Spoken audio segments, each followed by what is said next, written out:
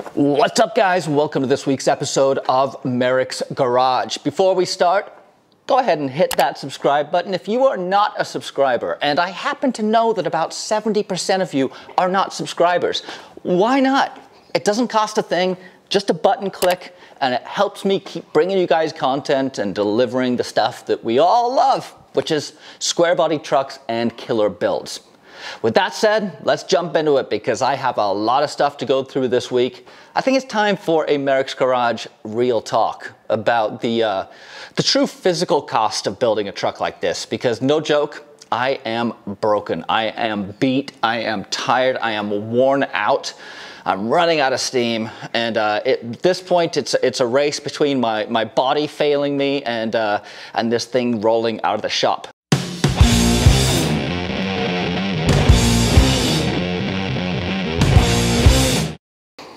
Everybody wants a killer truck, but not everybody is willing to put in what it takes to have a killer truck. Today, we're going to talk about what the sacrifice really is. The cost, both physical, emotional, and financial, but also the rewards, what you get from building your own truck. I just want people to have a clear expectation and understanding of what they're undertaking when they jump into a project like this. I know I provide motivation and encouragement to a lot of you guys out there. I want to be real. I want people to see behind the scenes that this is not a cakewalk, that this stuff does not just fall together. It's actually been kicking my butt very, very hard. I am broken and beaten, but I will win. The truck is approaching the finish line. I expect to have it rolling out of here in the next maybe 4 weeks. Hopefully my body will hold together long enough for that to happen. I spent a lot of time researching what intake I wanted to use on the build, and I settled on the Banks Twin Ram. My build initially came with just a single intake, and the Twin Ram does give you the option of, or gives you the ability to have 2 ports into the intake. So stoked to be installing these shiny new ports. Let's get this thing all buttoned down. With the Cummins 6BT being such a popular platform, it's been dropped into everything from bread trucks to tugboats to ice cream trucks, and now a square body Suburban. With that comes some fitment issues, not necessarily with the motor to the frame, but more in terms of intake horns, radiator inlets and outlets, accessory belt drives for AC, a whole bunch of stuff that I'm kind of working my way through right now, trying to make everything fit and play nicely with each other. The Twin Ram was the option that I landed on, just because first of all, it's gonna give me 2 ports into the intake. So I'm going to be getting air to the back cylinders and the front cylinders, which is one of the issues that it's not a real issue, but having air delivered to the rear of the engine is pretty important. So getting the Twin Ram on gives me a foundation for where my intake from the charge pipe is going to be, and I can start building around that, making sure that it clears my steering box and various other things. We're making progress. I've been planning for a while what I wanted to do with my batteries. Being a diesel, I want to run 2 batteries in series, I think, because I want to double the voltage, double the amperage, keep the voltage the same. I think that's in series. I don't think that's parallel. I'll edit this with the right answer right down here. But I was going to put the batteries down on the frame, and no way. Look at this spot right here. So I've been, I think these are Barnes boxes that I've welded onto a little plate structure I built. And now these are bolted in. I'm really stoked on this. The batteries will sit below. Yeah, nice and protected, easy to get to. I'll pull this out and show you what it looks like. I spot welded the boxes onto just that, very simple. And then I added these nutserts on. So it'll bolt straight down. The floor basically goes like that, and it's running really secure. So let's paint this, get it installed, and mark it off the list. I would have to say one of the most important lessons that I have picked up along the way is to not get bogged down in the setbacks, in the details, or in the minor problems that you encounter. They're always going to be there. You're going to keep banging your head against problems every single day. But if you develop a way to compartmentalize those problems and give them the appropriate level of attention that they require, then they're not going to stress you out as much. And for me, that means often walking away from a problem. If I'm in the middle of something and it is driving me crazy, walking away from it, sleeping on it, letting it go for a couple days is generally the best way to move past that. I can't tell you how many times I've sat there wondering what the heck I'm going to do when I've just totally screwed something up. Like installing a transmission when the pump wasn't in correctly and destroying the pump, and then wondering why the drive shaft wouldn't rotate when it was in gear. Little things like that, I've had to let go. I've had to recognize I screwed up. There is an answer. I will find it, but it's not going to happen right now. And for someone with my personality, that's frustrating. But instead of continually banging my head against the wall, making the problem worse, walking away from it, living to fight another day, and tackling it in the fresh light of a new morning is the best way. So if you are running into issues, if you have a problem you can't encounter, walk away from it for a while. Come back later with a fresh perspective, and you'll probably find yourself banging it out really quickly.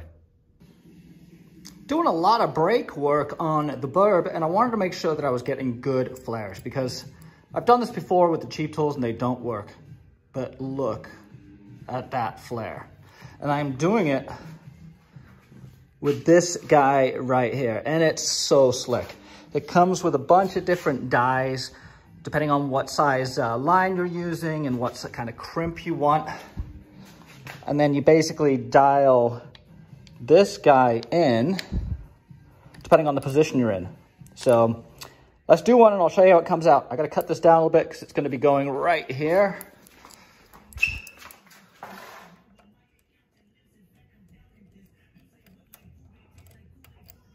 Try and do this with one hand, and obviously it's not working that well.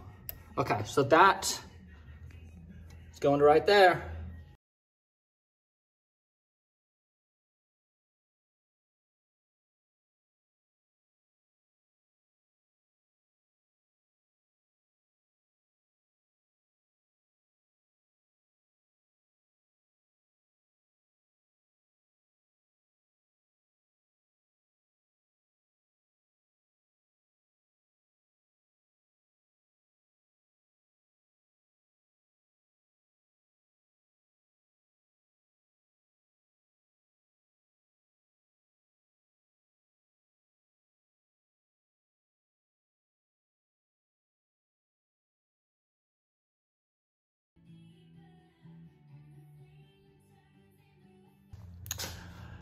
It's the end of another long, productive day. As you can see, the board is starting to come down. I've got quite a lot of stuff off there. I did verify that the output shaft of the doubler is a 32 spline. Right here, you can see this is what I've been referring to, that output spline count. So I just need to reseal the 205, which is down there. 205 is going to come back up. We can measure for a front drive shaft. I do need to do some hang work on the rear axle. It's not centered properly yet. But fuel lines are all plumbed. There we go. I got all the fuel lines coming up and in. And then the battery cables are all run. Well, the positive is. That one right there is going directly to the starter. I've also started, or I'm wrapping up, the Hydro Boost Hydro Assist system. There's just so many different fittings. I mean, so this is an M18 1.5 O-ring seal. So I ordered that off of McMaster Car. And then I had to get this adapter to step it down to a -6 for the high pressure side that comes from the Hydro Boost, which is now mounted up on the firewall. All of the brake lines, I coiled all these guys and ran all these guys using that sweet flaring tool. I've got my pressure side of the pump. This runs up to the Hydro Boost too. And then off the reservoir, which the reservoir is not going to live here, I don't think. I'm not really happy with how it sits, but the reservoir will be dropping into here.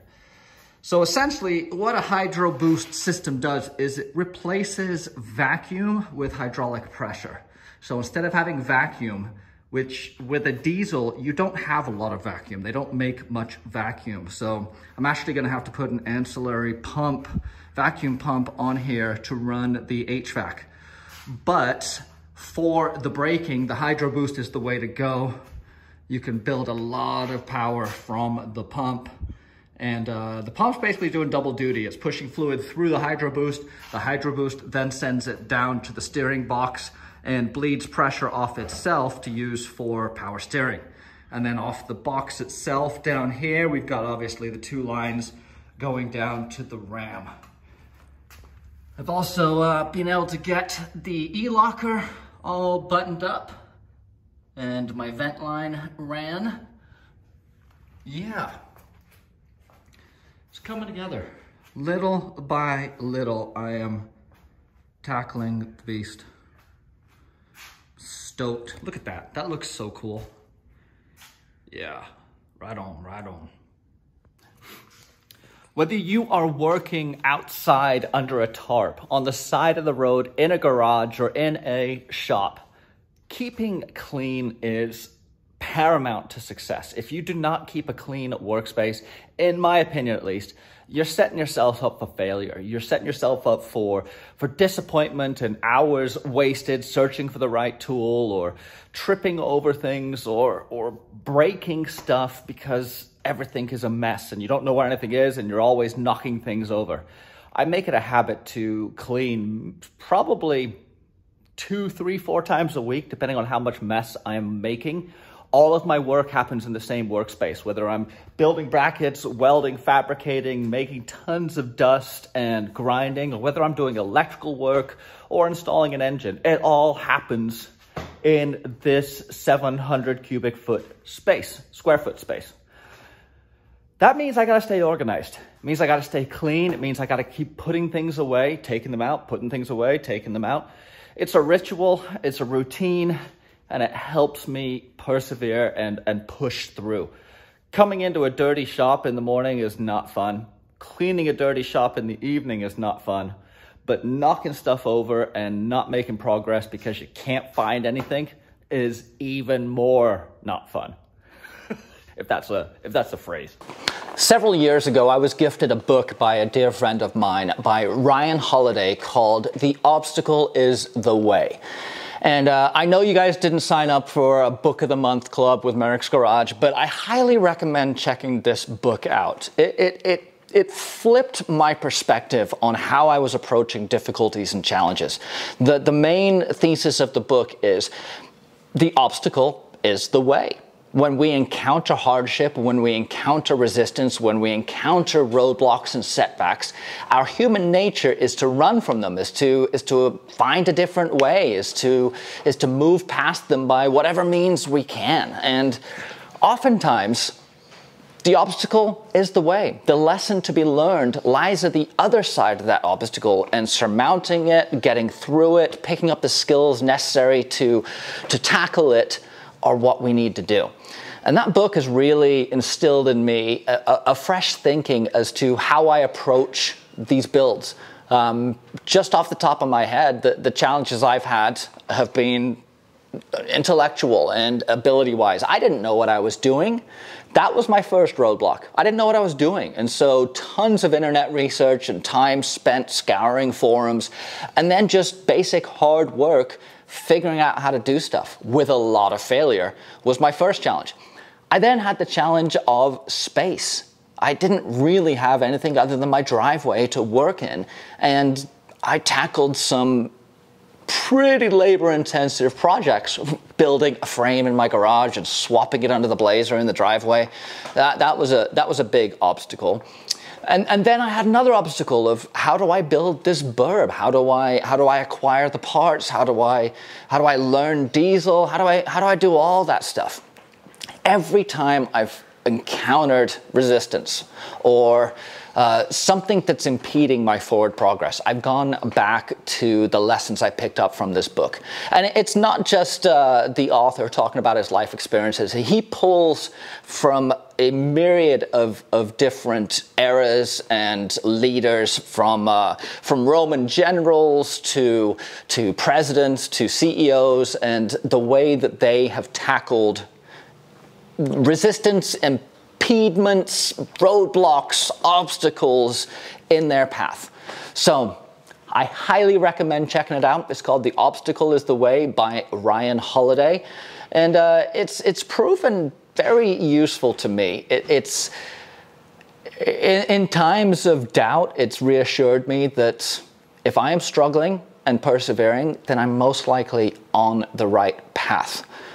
So go check it out. Let me know what you think. If you've read it, right on. Let me know what you thought of it. If you haven't, like I said, I highly suggest going and checking it out. Now let's get back to trucks. Learning to not only ask for help, but accept help is a huge step forward for me in my progression as a mechanic, as a fabricator. Acknowledging that I don't know everything, and sometimes getting help from a professional, getting advice and tips and tricks from a professional can make a huge difference in not only what I'm learning, but also the quality of work that gets put out. I have made it a point to try and do absolutely everything on my truck, but there are things that are kind of out of my wheelhouse, and bodywork is one of those. This thing is going to get painted, it's going to be fully finished, and it's going to be detailed, it's going to look great, but that's a skill I've got to pick up before I can do it. I don't know bodywork, I don't know how it all works. It's like a magic to me at this point.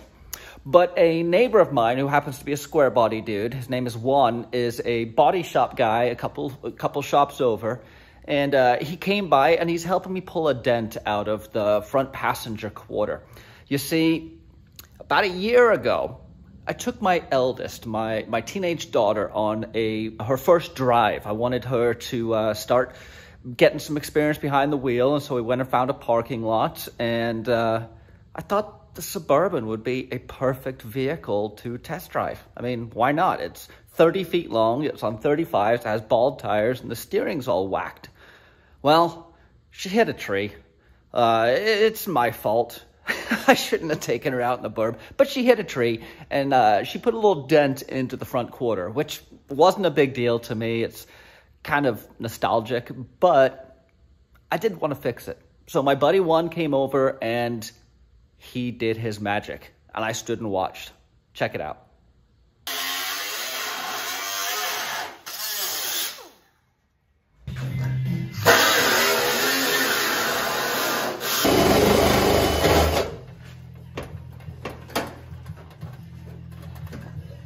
So we just cut the spot welds. I've never done much body work.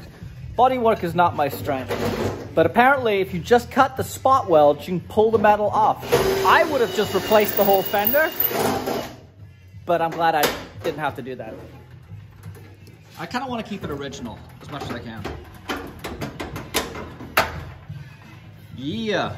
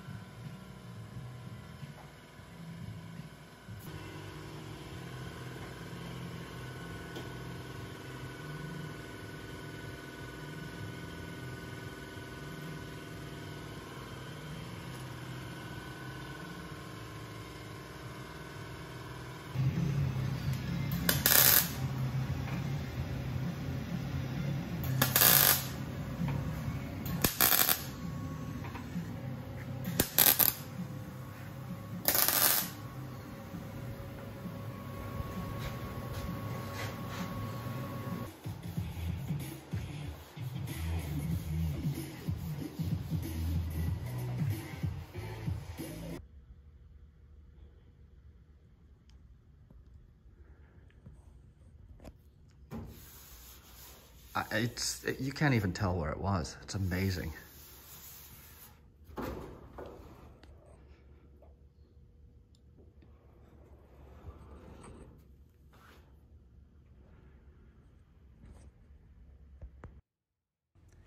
At the suggestion of Stephen Watson at Off-Road Design, I did add a 1-inch body lift to the Suburban. I was making things work, but it was really, really tight. And the 1-inch lift is not going to be noticeable. It's not like the frame's going to hang down below. And it has provided a lot of clearance and just made things sit a whole lot better. The body sits great on the rear bumper. I'm really happy with how that came out. And the clearances around the bell housing and the fuel filter and all of the Cummins parts are now really, really good.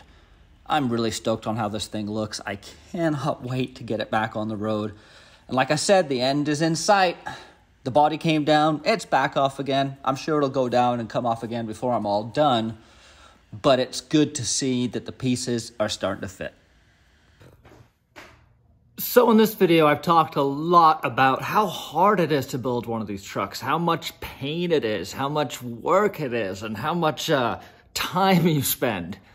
But man, it is incredibly rewarding. The feeling of driving something that you built really can't be expressed, especially when it's not something that you've trained to do and you've persevered and overcome the challenges that arise with doing a full restoration.